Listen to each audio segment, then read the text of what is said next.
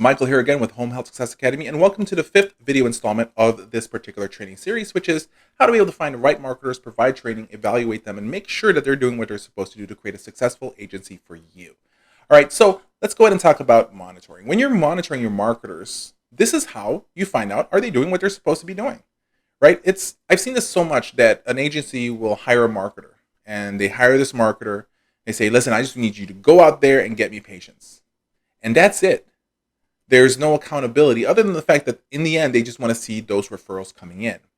And that can actually be a bad thing, right? The question is, like I said, when we bring in marketers, we have expectations. We talked about that in probably the first video of this series. We talk about the expectations of the marketers, what we expect of them, what we're going to pay them, what's their pay structure, their bonus structure. So we want to be able to make sure that they're meeting their quotas, but it's not just meeting their quotas, but also exceeding their quotas. So how do we monitor our marketers? Well, in several different ways, this is what we do. Now, it's up to you guys if this is something that you guys want to do, or maybe apply some of the things that we talked about. We talked about earlier on about cold calling, making sure expecting the marketers to make some cold calls. So we use a particular system that we tell the marketers when you're calling these agencies or these potential referral sources, we want you to use this phone right here. So they can use the phone at our office. We actually install an app into their phone as well, whether it's an iOS, Apple phone, iPhone, or it's an Android based phone like a Samsung Galaxy or something like that.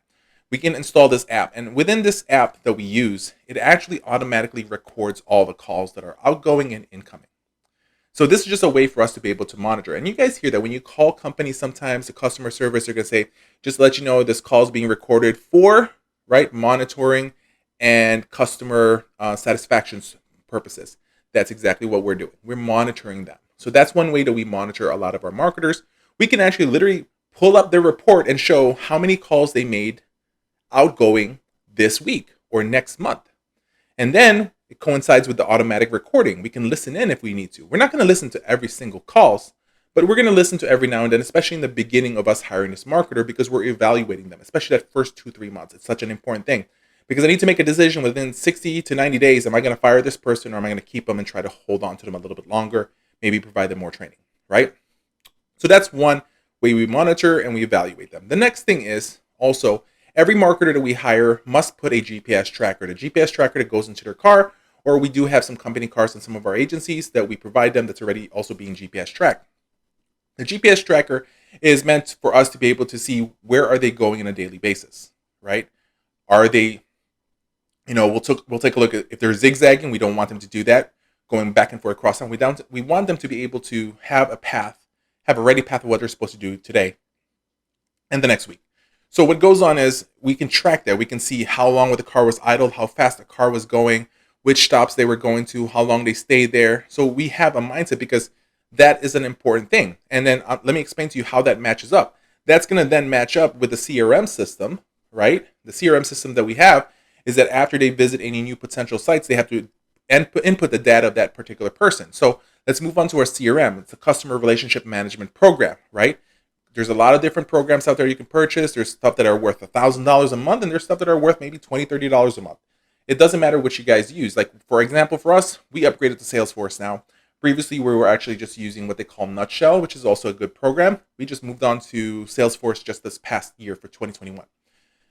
But it doesn't matter what you can use. What happens is we can then figure out what's going on because we have this process in our follow-up system that when a marketer sees a new facility for the first time, they enter the contact information, the facility name, what they talked about. And we already have a set structure in what we say the first time we visit, the second time we visit, third time we visit.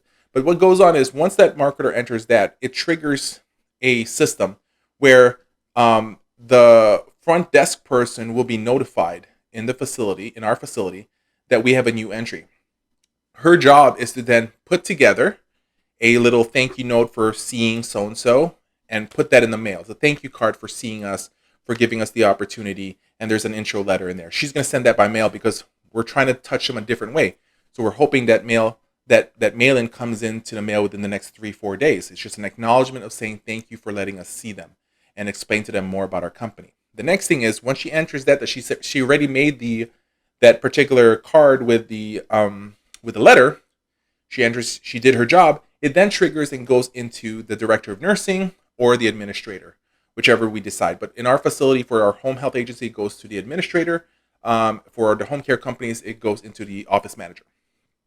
So then what happens from the initial visit, within 48 hours, the administrator or office manager will then have to call that referral source and say, hey, thank you so much for seeing Michael today. We truly appreciate it.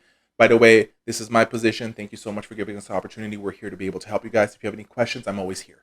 So right there alone, they're going to get different follow-ups already thing going on. So the CRM is used to enter new information, but at the same time, it's for you to really not forget to do certain things in your whole follow-up system. It is also a good thing to be able to know that, hey, next time I visit this place, I heard that the lady said she likes bundt cake, or she likes a certain type of cupcakes, or she likes a certain type of donuts. I'm going to bring that for her, right? I'm going to put, that's like the little black book that you may have about these agencies, about these facilities. It makes things better. So these are monitoring things. We're seeing what they're doing. We know how many entries they're putting in. We know when they put a new entry in. So that's another way of monitoring them as well, okay? The next thing is when they actually have to start their week, on Monday, they have to turn in their visitation map for the whole week. Not for Monday only. No, when Monday starts, we get the whole week. We already know who they're visiting on a daily basis. Now, they may add an extra few people here and there if they see something in the field, they get referred to someone, but we already know who they're visiting, right? Included in the fact who they're visiting, it's already placed in the map, so they tell us who they're going to visit first, second, third, fourth, fifth, sixth, seventh, and so forth. And so we're going to use that map if we're going to look into let's say, for example, we're going to use Tuesday to monitor to see what they're doing. We're going to look into Tuesday's visits, look into their GPS tracking. Did the CRM, and did they follow the step-by-step places they visited? Or did they add a few more things? Do you guys see what's going on? You have to evaluate. In nursing, I'm a nurse, by the way, just to let you guys know if you guys haven't known that yet. Well, guess what? In nursing, we have what we call the nursing process, right? It's ADPI. It says, assess, diagnose, plan, implement, and evaluate. So we kind of use that in a way in marketing. You assess the situation, who you're targeting, who you're marketing to, who you're going to be meeting. Then you diagnose, you find out what the problems that these companies are facing that you can fix, that you can become the solution for. Then you plan your marketing strategies, henceforth the schedule that you create, the mapping that you create, you implement, right? That means you apply your marketing strategies, what you learn, your knowledge. And then you always have to evaluate, because maybe when you evaluate, you find out things that should not be done or is not working, right? That's how we find out if certain strategies that we're doing are working or not, and that's what we share with you guys, are the ones that has worked. Goes the same exact way with our marketers. When we evaluate them, we want to make sure that they are able to apply the knowledge that they learn, right? And they're getting the results that we want them to get.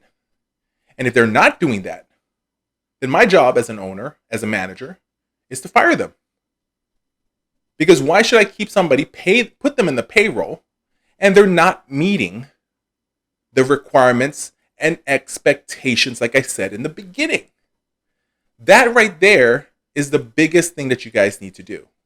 So this is the whole thing about hiring, retaining, training, and evaluating your marketers to know what they're going to do is the right thing. So let me end this whole video series with a thank you very much for joining me, because this is such an amazing series. I truly believe that you guys need to learn how to hire, how to find the best marketers that's going to work for you guys. And I'll tell you guys, I've had experiences where I had really great marketers. They were good at what they did, but unfortunately they did not play well with the team. So there were times where I had to get rid of a couple of marketers, even though they can produce, but because they were messing up the connection between the whole team. So evaluate your people. Make sure they're doing what they're doing. Don't keep them on board if they're not producing what they're supposed to produce. Don't expect your marketers to give you the least amount of care, the least amount of energy for your company. I'm not expecting marketers to ever do 100% of what I've done in the past. And the reason for that is they don't own my companies. So how can I expect them to give them, or for them to give 100%? I'm not always giving 100% in my company. There's times where I like to chill. But the main thing is that you have to be ROI positive with what you're doing. You want to have a positive results on what they're doing and not a negative. So I'll end it with this. Don't forget to subscribe to our channel. Don't forget to hit the bell notification button to be notified of other videos being released. Also understand that home health marketing is easy when you know what you do.